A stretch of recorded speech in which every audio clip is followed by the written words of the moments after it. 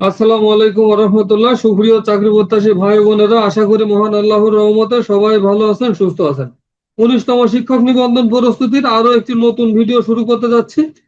এই সিরিজের অনেকগুলো ভিডিও অলরেডি আপলোড করা হয়েছে। সবগুলো ভিডিও দেখতে চাইলে এই চ্যানেলে 19তম শিক্ষক নিবন্ধন প্রস্তুতি নামক প্লেলিস্টটি ভিজিট করুন এবং এই ভিডিওর ডেসক্রিপশনে সবগুলো ভিডিও লিংক দেওয়া থাকবে, চাইলে এখান থেকেও দেখে নিতে পারবেন। এখনো যারা চ্যানেলটি সাবস্ক্রাইব করেননি তারা দ্রুত চ্যানেলটি সাবস্ক্রাইব করে আমাদের সাথে থাকুন। পরীক্ষা পর্যন্ত আমাদের এই চ্যানেলে ভিডিও আপলোড করা হবে। আমাদের এই চ্যানেলের ভিডিওগুলো দেখলে ইনশাল্লাহ আর কোনো সাজেশন পড়ার প্রয়োজন হবে না। তাই এখন থেকে আমাদের চ্যানেলের ভিডিওগুলো দেখে বাসায় বসে প্রস্তুতি নিতে শুরু করুন। চলুন আজকের ভিডিও শুরু করা যাক। চর্যাপদ কোন ছন্দে লেখা? মাত্রাবৃত্ত ছন্দে লেখা। সঠিক উত্তর হবে মাত্রাবৃত্ত ছন্দে লেখা। কবিওয়ালা ও শায়েরের উদ্ভব ঘটে কখন? 18 শতকের শেষার্ধে ও 19 শতকের প্রথমার্ধে। সঠিক উত্তর হবে 18 শতকের শেষার্ধে ও 19 শতকের প্রথমার্ধে। কবি গানের প্রথম কবিকে? গোজলা পুট গুই। সঠিক উত্তর হবে গোজলা পুট। কেন পান্থ ক্ষান্ত হও হেরি দীর্ঘ পথ কার লেখা? কৃষ্ণচন্দ্র মজুমদারের লেখা। কেন পান্থ ক্ষান্ত হও হেরি দীর্ঘ পথ, কৃষ্ণচন্দ্র মজুমদারের লেখা। কোন বানানটি শুদ্ধ নয়? অপশনে ঘ নম্বর উত্তরটি সঠিক হবে ঊর্ধ্ব। গৃহী শব্দের বিপরীতক শব্দ কোনটি? সন্ন্যাসী। সঠিক উত্তর হবে সন্ন্যাসী। গৃহী শব্দের বিপরীতক শব্দ সন্ন্যাসী। এক্সাইজ ডিউটি এর পরিভাষা কি? আবগারি শুল্ক। সঠিক উত্তর হবে আবগারি শুল্ক। কোন বাক্যটি শুদ্ধ? দরিদ্রতা আমাদের প্রধান সমস্যা। অপশনে এই বাক্যটি শুদ্ধ। দরিদ্রতা আমাদের প্রধান সমস্যা। তুমি আসবে বলে হে স্বাধীনতা সখিনা বিবির কপাল ভাঙলো, এটি কোন বাক্য? মিশ্র বা জটিল বাক্য। সঠিক উত্তর হবে মিশ্র বা জটিল বাক্য। কোনটি অগ্নির সমার্থক শব্দ নয়? প্রজ্বলিত। অগ্নির সমার্থক শব্দ নয় হলো প্রজ্বলিত। কোনটি সঠিক বানান?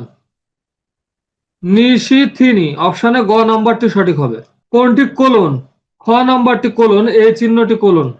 বাংলা সাহিত্যের অন্যতম বিশিষ্ট পত্রিকা কল্লোল কত সালে প্রথম প্রকাশিত হয়?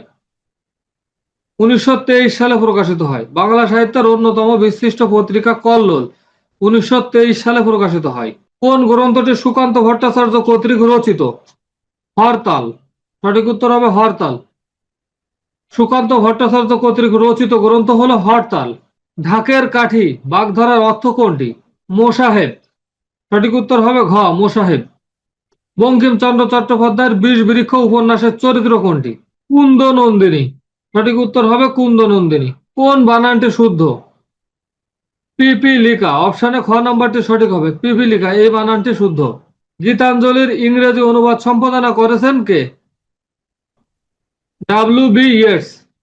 গীতাঞ্জলির ইংরেজি অনুবাদ করেছেন W.B. Yeats। The origin and development of Bengali language গ্রন্থটি কে রচনা করেন? ডক্টর সুনীতি কুমার চট্টোপাধ্যায়। চর্যাপদ কত সালে আবিষ্কৃত হয়? 1907 সালে। সঠিক উত্তর হবে 1907 সালে।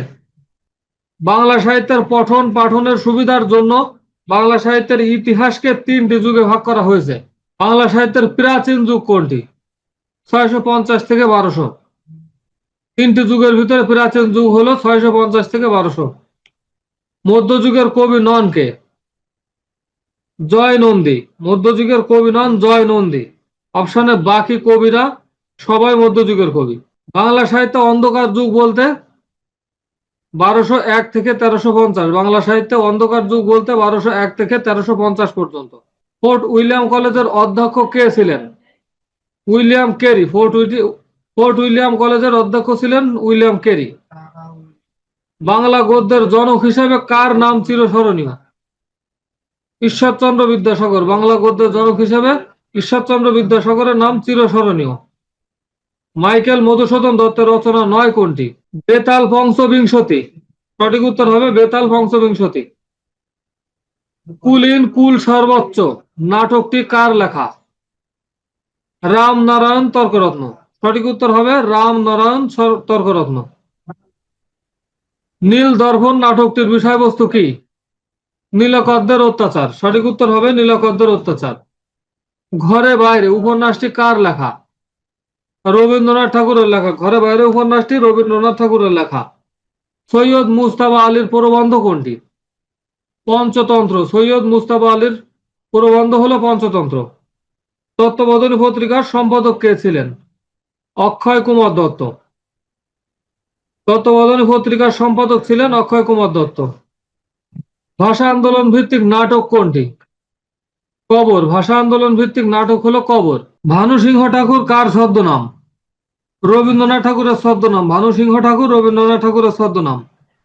কোন কাব্যটি পল্লীকবি জসীমউদ্দীন রচিত? রাখালি। রাখালি কাব্যটি পল্লীকবি জসীমউদ্দীন রচিত। তুমি আসবে বলে হে স্বাধীনতা, এটি কার কবিতা? শামসুর রহমানের কবিতা। দেওয়াল রচনাটি কার? হুমায়ুন আহমেদের। মুক্তিযুদ্ধ ভিত্তিক উপন্যাস কোনটি? হাঙর নদী গ্রেনেড। সঠিক উত্তর হবে হাঙর নদী গ্রেনেড। আমার ভাইয়ের রক্তে রাঙানো 21শে ফেব্রুয়ারি আমি কি ভুলিতে পারি, এই গানের প্রথম সুরকার কে? আব্দুল লতিফ। এই গানটির প্রথম সুরকার আব্দুল লতিফ। 1985 সালে নাসির উদ্দিন স্বর্ণপদক কে পান? সৈয়দ আলী হাসান। 1985 সালে নাসির উদ্দিন স্বর্ণপদক পান সৈয়দ আলী হাসান। রোকেয়া সাখাওয়াত হোসেনের মতিচুর কোন ধরনের রচনা? প্রবন্ধ। বেগম রোকেয়া সাখাওয়াত হোসেনের মতিচুর হলো একটি প্রবন্ধ। মুক্তিযুদ্ধের পটভূমিতে রচিত কাব্যগ্রন্থ কোনটি? বন্দি শিবির থেকে। আমার ঘরের চাবি পরের হাতে গানটির রচয়িতা কে? লালন শাহ। নদী ও নারী উপন্যাসের রচয়িতা কে? হুমায়ুন কবির। নদী ও নারী উপন্যাসের রচয়িতা হুমায়ুন কবির। কোনটি রবীন্দ্রনাথ ঠাকুরের কাব্যগ্রন্থ? শেষ লেখা। এটি রবীন্দ্রনাথ ঠাকুরের কাব্যগ্রন্থ। কোনটি বিশেষ্য পদ? গাম্ভীর্য। গাম্ভীর্য হলো বিশেষ্য পদ। নিচের কোন শব্দে নত্যবিধি অনুসারে মধ্যাহ্ন এর ব্যবহার হয়েছে? পুরবন। সঠিক উত্তর হবে পুরবন। মিথ্যাবাদীকে সবাই অপছন্দ করে বাক্যটিতে নেতিবাচক বাক্যে রূপান্তর করলে হয় মিথ্যাবাদীকে কেউ পছন্দ করে না। হেড মৌলবী কোন কোন ভাষার শব্দযোগে গঠিত? ইংরেজি ও ফার্সি। হেড মৌলবী শব্দটি ইংরেজি ও ফার্সি ভাষার শব্দযোগে গঠিত। রবীন্দ্র এর সঠিক সন্ধি বিচ্ছেদ কোনটি? রবি যোগ ইন্দ্র। রবীন্দ্র এর সঠিক সন্ধি বিচ্ছেদ রবি যোগ ইন্দ্র। এ যে আমাদের চেনা লোক বাক্যে চেনা কোন পদ? বিশেষণ পদ। প্রকর্ষ শব্দের সমার্থক শব্দ কোনটি? উৎকর্ষ। কোনটি কাজী নজরুল ইসলামের রচনা নয়? বালুচর। সঠিক উত্তর হবে বালুচর। সবুজ পত্র প্রকাশিত হয় কত সালে? 1914 সালে। ভিডিওটি শেষ পর্যন্ত দেখার জন্য আপনাকে ধন্যবাদ। আজকের মতো বিদায় নিচ্ছি। আসসালামু আলাইকুম ওয়া রাহমাতুল্লাহ।